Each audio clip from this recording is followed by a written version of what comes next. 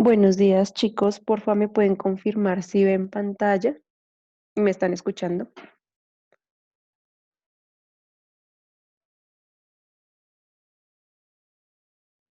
Buenos días, profe. Sí, Vale, muchas gracias.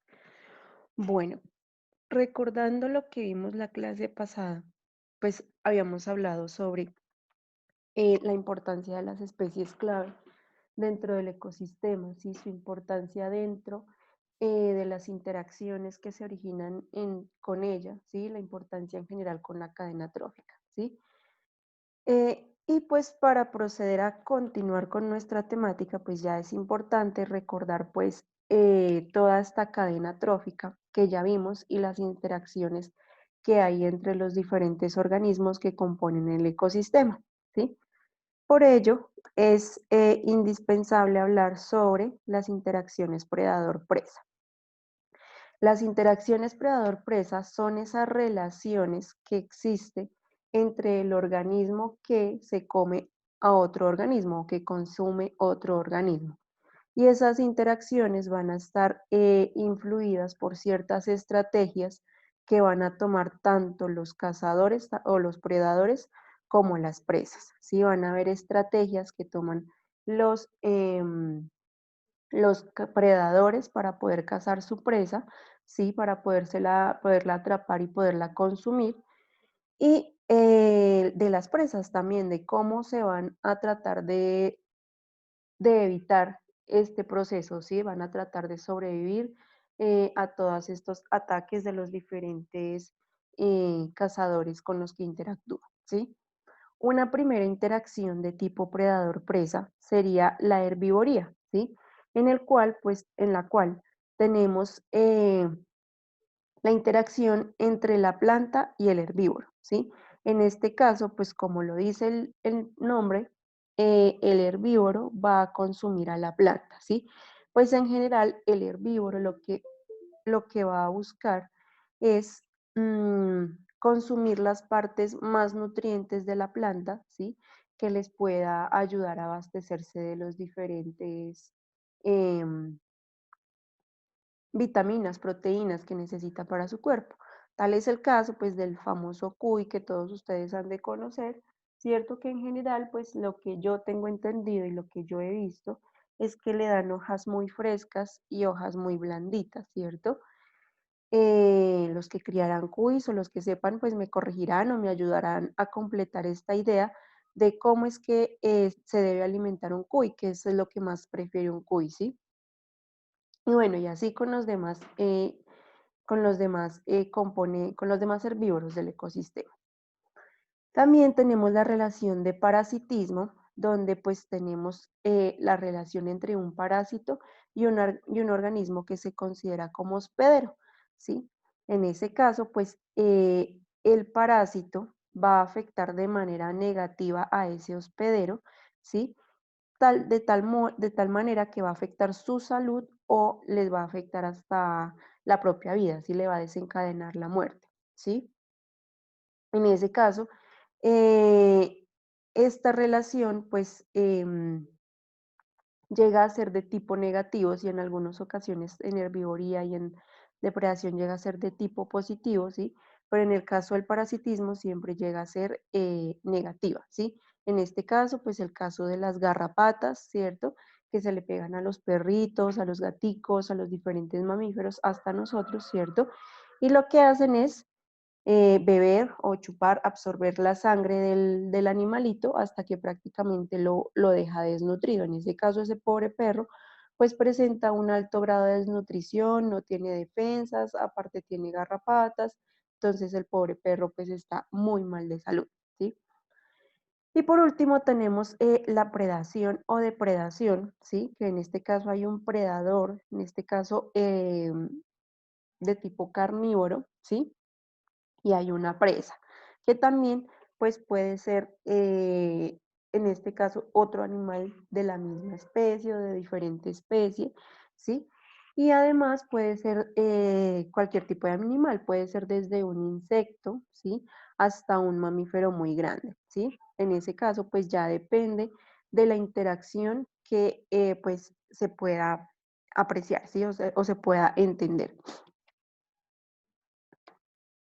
Bueno, y pues en este caso, hablando más exactamente de los depredadores, podemos hablar de los depredadores generalistas o también se les conoce como polífagos y los depredadores especialistas o monófagos. ¿Qué les indica a ustedes la palabra polífago? La palabra poli.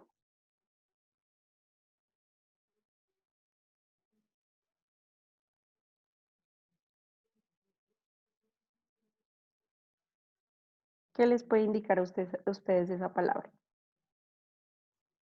O por ejemplo, no sé, los que sepan la definición de políglota o de, a ver, ¿qué otra palabra que involucre el poli? Bueno, no se me ocurre ninguna otra, pero vean que yo, pues ya que vamos a tener parciales, ¿cierto? La próxima semana de hoy en 8, vean que todas mis preguntas son de análisis, ¿cierto? Como de pensar qué indica cierta palabra, qué indica cierto proceso o qué implica, ¿sí? En este caso, pues la palabra poli indica varios, ¿cierto? Y fagos indica comer, ¿sí? Entonces, en ese caso, los depredadores generalistas van a comer varias cosas, varios tipos de alimentos, ¿sí? Acá la definición lo dice. Usan diferentes tipos de recursos, por lo que tienen una mayor competencia y también una mayor abundancia de recursos, ¿sí? Es decir, comen tantas cosas tan diferentes, ¿cierto? Comen diferentes tipos de alimentos o como lo digo acá, diferentes recursos, por lo que tienen a competir más, ¿sí? Es decir, a competir con el organismo que también se consume el ratón, por ejemplo, o con el organismo que también se consume el insecto o con el organismo que también se consume el gusano, ¿sí? En ese caso, pues ya depende del organismo del cual estemos hablando, ¿cierto? Y pues también podemos decir que especialista o monófago, mono indica uno y fago comer, ¿cierto? Entonces, en este caso, los especialistas se especializan en comer un solo tipo de alimento o alimentos poco diferentes, ¿sí? Se especializan en eso. Y pues como lo digo acá, pueden utilizar un recurso muy concreto, muy específico, muy definido, ¿sí? Para eliminar el problema de la competencia, ¿sí? En este caso, el animal que se especializa, por ejemplo, en comer X flor, ¿cierto? O la flor de color amarillo, va a reducir la competencia con los animales que consumen las flores de otros colores, ¿sí? En este caso, en general, lo que se hace al especializarse es reducir la competencia para conseguir ciertos recursos alimenticios. Pero en este caso, lo que va a suceder es que las especies de tipo especialista pues van a tener una competencia intraespecífica, es decir, una competencia entre los organismos de la misma especie. ¿Quién me da un ejemplo de una especie generalista y de una especie especialista?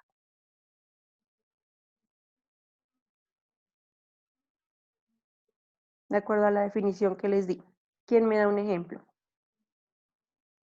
Vean que todas estas preguntas son de pensar y mis preguntas van a ser así en el parcial. Entonces tocó llamar. Mm, Profe, sí, dime. y generalistas puede ser, por ejemplo, el oso, el que come pues se alimenta de varias cosas. Y en especialista, no sé,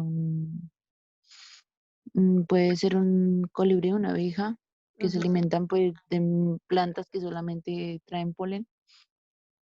Sí, sí, muy bien. Pues de hecho es un buen ejemplo, ¿sí? En ese caso, pues sí, el oso se alimenta de diferentes tipos de animales, ¿sí? Puede ser venados, pueden ser animales muy grandes, y como los venados, o pueden ser animales muy pequeños, como las zarigüeyas, ¿sí? Entonces, en ese caso, pues este carnívoro va a ser generalista porque va a consumir diferentes tipos de animales. ¿Quién fue el que me habló que no me apareció acá en... La luna. Ah, listo. Exactamente.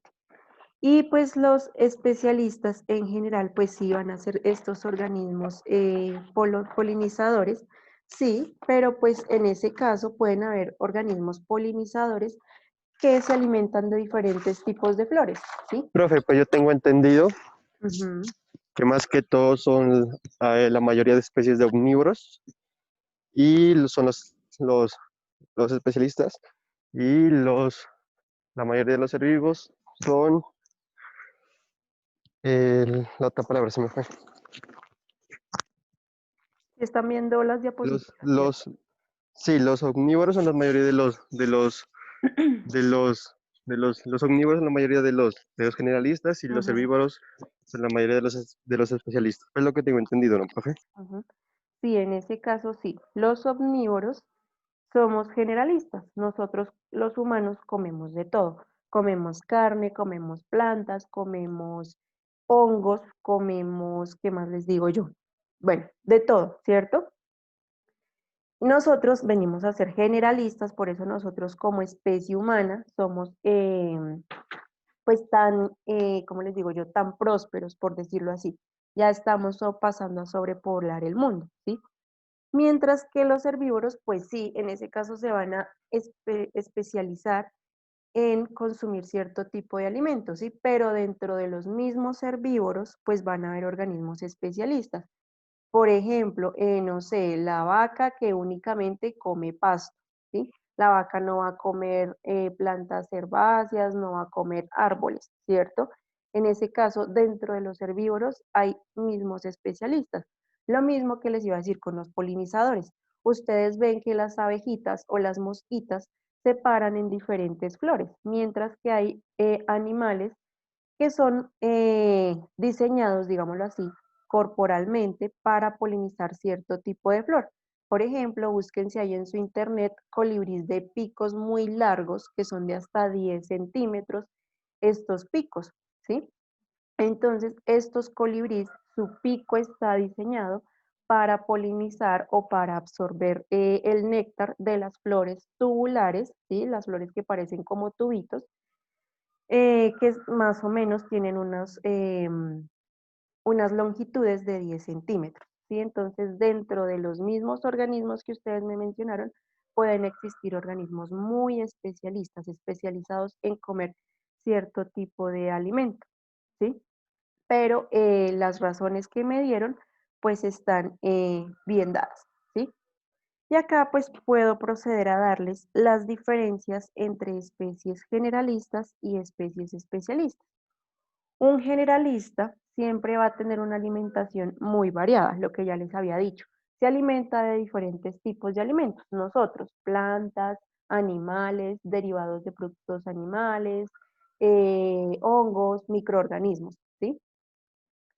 Eh, Esas especies generalistas tienen una densidad poblacional muy alta, ¿sí? Nosotros los humanos tenemos una población tan alta, una densidad de población tan alta que ya estamos pasando a sobrepoblar el mundo, ¿cierto? Y además estamos en todo el mundo, todo continente, todo país tiene la especie humana, ¿sí? Altas tasas de reproducción, ¿sí? En ese caso, pues nosotros los humanos no somos el ejemplo más claro, porque las hembras humanas solamente podemos tener uno, dos o por mucho tres hijos. Ya hay casos excepcionales, ¿cierto? Que se han dado donde las mujeres tienen 9, 8 hijos, ¿sí? Pero eso pues ya es cosas ya muy, muy por fuera de la naturaleza humana, ¿sí? En ese caso, las especies que tienen altas tasas de reproducción vienen a ser estas especies como los perritos, ¿cierto? Que en este caso llegan a tener las perritas en un solo parto, llegan a tener 8, 9 o hasta 10 crías, ¿sí? Es importante mencionarles que en mamíferos el número de mamas, ¿cierto? El número de glándulas mamarias va a definir o va a indicar cuántos hijos puede tener esa hembra. Si ustedes le cuentan las teticas a una perra y la perrita va a tener entre 8 o 10 teticas, ¿cierto? Una gatica tiene como 8. Entonces nosotras las humanas vamos a tener máximo 2 hijos o podemos tener máximo 2 hijos, ¿sí? De acuerdo al número de mamas, pero como les digo, siempre hay casos excepcionales, ¿sí? También van a tener cambios de dieta frecuente, es decir, pueden un día comer carne, al otro día pueden comer plantas, al otro día pueden comer detritos, lo que sea, ¿sí? En este caso, ustedes ven los perritos, que pues en general los perros son carnívoros, ¿sí? Pero pues ellos ustedes lo alimentan con pepitas, se les da que arroz, se les da que papita y ellos comen, ¿sí? O nosotros comemos de todo, ¿sí? Y estas especies generalistas son oportunistas al cambio, ¿sí? Es decir, que como están acostumbradas a comer de todo, ¿cierto? Puede ocurrir algún cambio ambiental en el ecosistema en el cual vivan, ¿cierto? Y pues van a empezar a alimentarse del recurso que esté más disponible, ¿sí? O del recurso que más abunde en este cambio. Por ejemplo, no sé, que hubo un cambio drástico, empezó a hacer mucho frío y se murieron todos los mamíferos, por decirlo así, ese organismo era carnívoro, por entonces le tocó empezar a alimentarse de plantas para poder sobrevivir, ¿sí? Entonces, en ese caso, aprovechan los cambios sucedidos dentro del ecosistema y se alimentan de otro tipo de organismos, ¿sí? Y en este caso, estas especies pueden convertirse en plagas. ¿Quién me menciona alguna plaga que esté acá en el Valle de Sibundoy? ¿Algún organismo, alguna especie invasora, alguna plaga que El ustedes puedan? caracol. Ajá, sí señora. El caracol de jardín. Este caracol, pues es una plaga. Este caracol ni siquiera es de acá de Colombia, creo que es europeo. Y este caracol pues consume de todo, en este caso pues él consume detritos de los suelos, se alimenta de materia en descomposición, se alimenta de hojas de las plantas, de los cultivos, que tengo entendido que acá afecta mucho el cultivo de maíz y de frijol, ¿sí? Se alimenta de organismos muertos, se alimenta de tierra, se alimenta de cualquier cosa, hasta de heces de animales se alimenta, ¿sí? Entonces, y este organismo tiene una alta tasa de reproducción. El semestre pasado unos estudiantes me hicieron un trabajo sobre este caracol y me mencionaba que llega a poner como que unos 100, 150 huevos la hembra, de los cuales llegan a eclosionar unos 80, 70 huevos, ¿sí? Entonces, pues vean esta especie invasora, ¿cierto? Que es generalista, que tiene una alta densidad poblacional, ¿cierto? Y pues que consume de todo. Mientras que, a diferencia de las especies generalistas, tenemos las especies especialistas, ¿sí? Que en este caso su alimentación está basada en poco tipo de presas o poco tipo de alimentos. Tal es el caso el oso polar, ¿cierto? Que de qué se alimenta este osito. Carne de peces. En este caso de los pingüinos, ¿cierto? De las foquitas y de algunos peces, ¿sí? Pero vean que su alimento está limitado únicamente a 3 animales, que son los que medio pueden lograr sobrevivir allá en el Polo Norte, ¿cierto? Entonces, vean que este osito, por eso es que su densidad poblacional se está viendo tan diezmada, se está acabando, se está casi que extinguiendo la especie, hasta por la poca disponibilidad de alimento y por el mismo deshielo que está ocasionando el calentamiento global, ¿sí? Como ya les dije, tiene una baja densidad poblacional, ¿sí? Son muy poquitos los osos polares que quedan hoy en día, ¿cierto? Bajas tasas de reproducción. Ustedes todos estos documentales que han visto del Polo Norte han podido ver que las ositas nomás llegan a tener 1 o 2 hijos, ¿cierto? Y les toca tener mucho cuidado porque, uno, tener cuidado con los depredadores que pueden cazar estos ositos y dos, con los machos, ¿cierto? Bien han visto ustedes en estos documentales que en mamíferos, ¿cierto? En mamíferos de tipo carnívoro, los machos siempre tienden a matar los hijos de una hembra para poder copular con ella y garantizar que esos hijos que vaya a tener esa hembra sean de él, ¿sí? Entonces, eso es lo que sucede en ese caso. Tienen bajas tasas de reproducción, no cambian de dieta. En este caso, pues este oso polar no puede cambiar de dieta porque es estrictamente carnívoro, no se puede alimentar de krill, ni de crustáceos, ni nada de esto que se encuentra disponible en en el mar, ¿cierto? Y pues en este caso las especies especialistas son afectados por las plagas, ¿cierto? O por estas especies generalistas que llegan a convertirse en especies plaga. En los polos, pues es muy raro el caso que se dé el caso que se dé digamos, de verse esto, ¿sí? De que especies generalistas afecten a especies especialistas por el mismo proceso del clima, ¿sí? Que en estos lugares el clima es muy drástico y pocas especies pueden lograr sobrevivir allá, ¿sí? Pero, por ejemplo, volviéndoles a contar lo del caso del caracol de jardín, ¿sí? Este caracol afecta a especies nativas, ¿sí? Especialistas de acá del Valle de Sibundoy, ¿sí? En ese caso, pues, o no más bien a las plantas, afecta a los herbívoros que consumen estas plantas, ¿sí?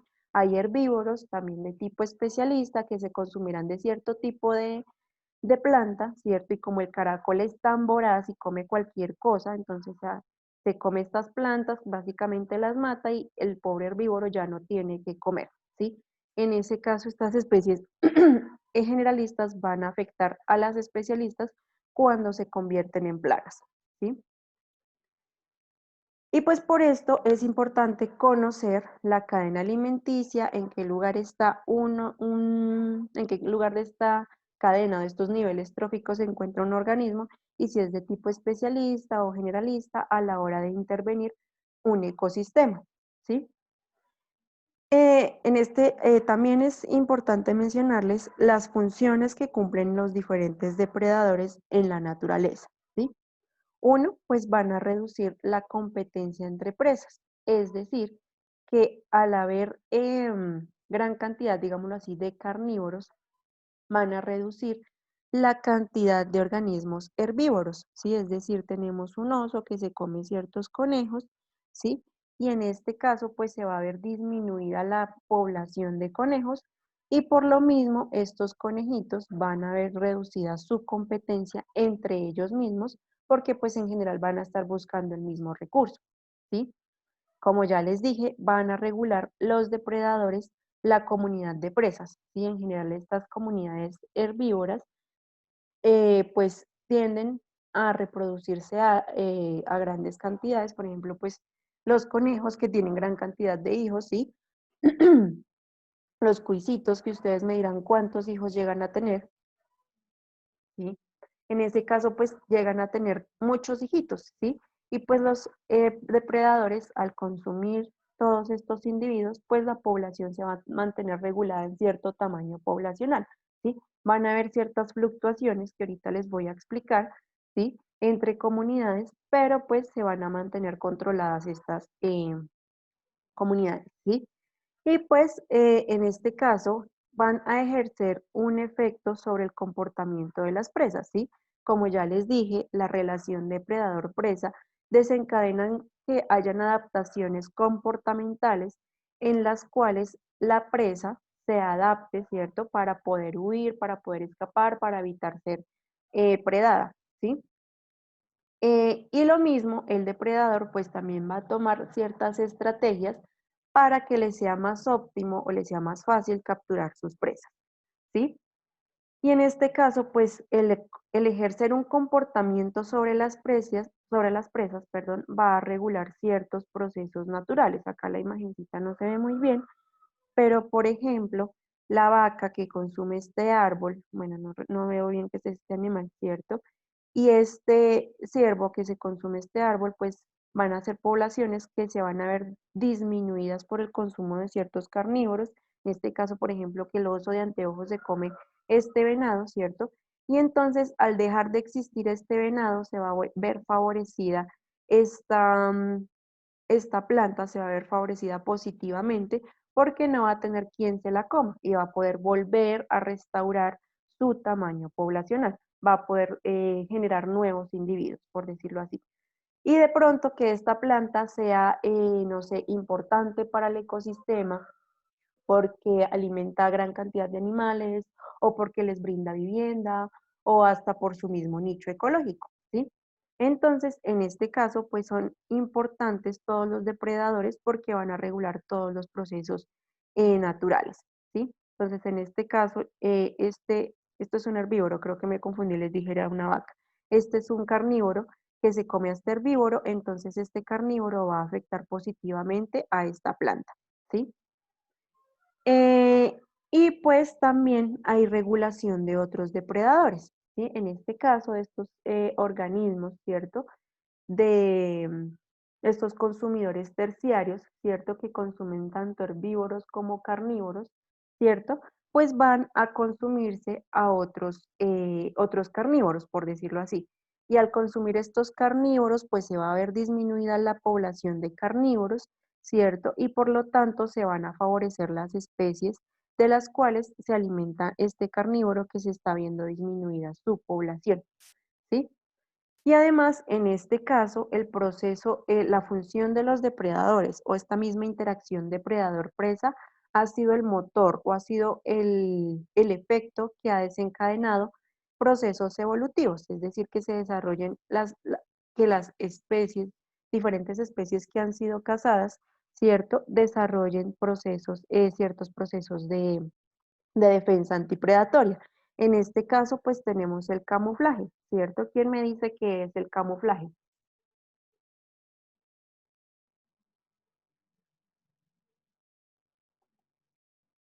¿Nadie? Pues se puede decir que es como, no sé, como un disfraz, algo así, Mm, algo que les sí, permite esconderse o sí, algo así. sí, exactamente. Sí, es básicamente como un disfraz, como lo dice Joana, ¿sí? Que pues les va a permitir a los organismos esconderse dentro del mismo entorno en el cual viven, ¿sí? Toman ciertas características, ciertas coloraciones, ciertas formas los organismos que asemejan ser parte del bosque, y en este caso no se ve muy bien, ya les muestro más adelante la imagen, tenemos esta lagartija, ¿sí? Que se asemeja a una hoja seca, y pues como nadie se come las hojas secas del ecosistema, solo los descomponedores, perdón. Entonces, en ese caso, pues va a evitar ser predada. Obviamente, sus depredadores también ya han desarrollado ciertos mecanismos para identificarla, que les es un poco más difícil, pero siempre han desencadenado todos estos procesos de evolución y de cambio en los mismos animales.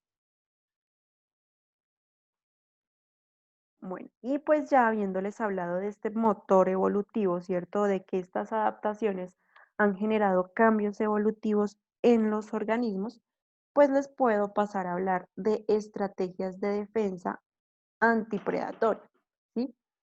Pues ya bien sabemos que los depredadores y las presas han ido coevolucionando a partir de su historia de vida en la Tierra, ¿cierto?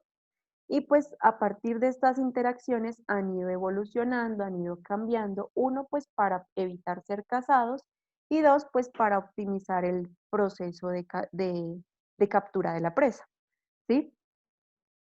Y pues en particular las presas han debido desarrollar mecanismos y estructuras de defensa que les permita sobrevivir o les permita evitar ser cazadas, ¿sí? En este caso, las plantas lo que han hecho es desarrollar, estructuras muy duras, ¿sí? Y estas estructuras muy duras les va a ayudar a que los herbívoros pues tengan que masticar, masticar, masticar mucho, ¿cierto? Y pues a tal punto de que el herbívoro se canse y pues prefiera comer otra planta mucho más blandita, ¿sí? Y también en este caso, pues las plantas tienen cierta competencia entre sí, ya no es como competencia entre quién se come, qué planta se come a qué planta, sino más bien han de competir por la luz, ¿sí? Y en este caso, las plantas tienden a ser más grandes o más altas para competir por la luz. Yo creo que ustedes han ido a diferentes bosques y ven en los bosques plantas muy bajas de tamaños poco altos, por decirlo así, y estas plantas tienden a tener tamaños de hojas muy grandes, ¿sí? Y pues esto para competir, estas plantas bajas van a competir con estas plantas altas que les tapan el sol, ¿cierto? Pues para poder hacer el proceso de fotosíntesis. Sí, este sería como no sería una estrategia de defensa antipredatoria, pero sería una estrategia para poder poder conseguir la mayor cantidad de sol que pueda obtener, ¿sí? Entonces ustedes van a un bosque y ven una planta de bajo tamaño, con gran tamaño de hoja o hojas muy grandes, entonces ya saben que está compitiendo por luz con las plantas muy altas que le tapan el sol, ¿sí? Y además, estas estructuras duras que generan estas plantas, pues van a resistir. No se te escucha bien. ¿Puedes volver a repetir, Esteban? Sí.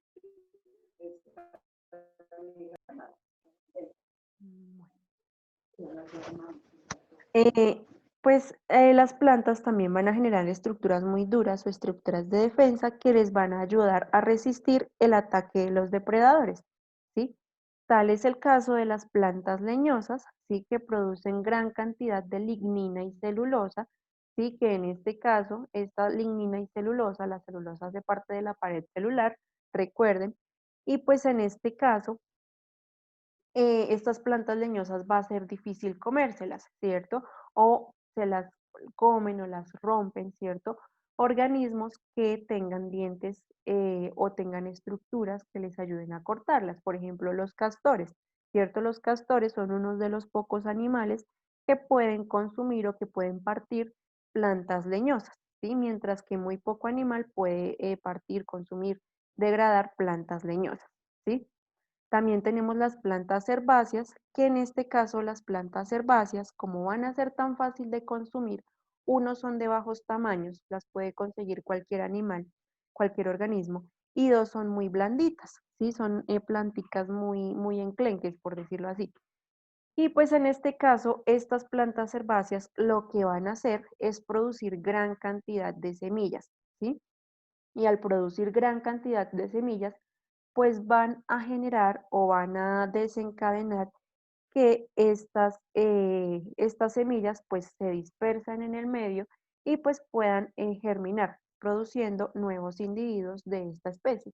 La planta, digámoslo así, sabe que en algún momento va a morir o va a ser consumida por algún herbívoro, por lo tanto tiene que dejar su progenie para poder preservar la especie, ¿sí? O poder contribuir a que se conserve la especie, ¿sí? Y también las plantas pues van a generar estructuras de defensa como son las espinas y como es el veneno, ¿cierto? ¿Quién me dice para qué sirven las espinas y para qué sirve el veneno en plantas?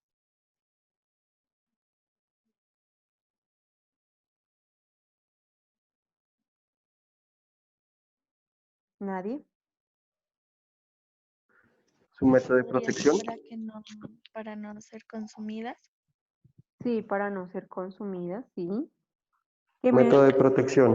Ajá, como estructura de protección, sí, exactamente. Lo utilizan como estructuras de protección para evitar ser consumidas. En este caso, las espinas, ustedes van a coger una planta espinosa, una rosa, una mora, ¿cierto? En este caso, pues uno le toca como con cuidadito para poderla tocar, porque son espinosas, lastiman, ¿sí? Entonces, pues imagínense un herbívoro que vaya a morder estas plantas, cómo se va a chuzar la boca, ¿cierto? Le va a doler, ¿sí? Y pues el veneno va a evitar que, o va, mejor dicho, va a envenenar a estos organismos que traten de comerse esta planta. Y pues todos los organismos saben, son muy sabios, ¿cierto? Y entienden qué organismo es venenoso, qué organismo no es venenoso, y pues van a evitar comérselo, como nosotros. Nosotros sabemos, conocemos ciertas plantas venenosas, otras pues no las conocemos y vamos a evitar comérnoslas, ¿cierto? Entonces, en ese caso, las espinas y el veneno, la producción de lignina y la producción alta de semillas va a hacer estas estrategias que van a tomar las plantas para evitar ser predadas, uno, o para poder por lo menos generar progenie, ¿cierto? A pesar del proceso de que se las estén comiendo, ¿sí? Esas serían las estrategias que toman las plantas. Por eso ustedes acá en los ecosistemas de tipo tropical, por decirlo así, o los ecosistemas ecuatoriales, vemos toda esta variedad de plantas, ¿cierto? Porque como ven, hay tantos animales, tanta diversidad de animales, tanta biodiversidad, pues las mismas plantas, ¿cierto? Pues van a ser muy biodiversas y cada una de ellas pues va a tomar diferentes estrategias de defensa para poder sobrevivir y garantizar la perduración de la especie a través del tiempo. Profe, Sí, dime. pero también pues dicen que hay unas, como por ejemplo los cactus, Ujú, que pues ellas utilizan, como decir, las espinas para evitar perder mucha agua, ¿no? ujú, sí. Sí, en este caso, pues ustedes supongo que, yo no sé si se los comenté el semestre pasado a los que vieron biología conmigo, pero sí, esto hacen los cactus. En general uno diría, bueno, un cactus solo por allá en el desierto, nadie se lo come, ¿para qué genera espinas? Sí, en este caso los cactus generaron esta estructura, es decir, estas espinas son un tipo de hojas modificadas, ¿sí? En el cual lo que hace el cactus es reducir su tamaño de hoja. Y al reducir su tamaño de hoja, pues va a reducir la cantidad de estomas. Y pues al reducir la cantidad de estomas, va a garantizar que en el proceso de evapotranspiración pierda la menor cantidad de agua. ¿Sí? Yo ya les hablé en esta clase de en qué consiste el proceso de evapotranspiración, de fotosíntesis de la hoja, de fotosíntesis de las plantas, y pues en este caso, como los estomas se van a abrir,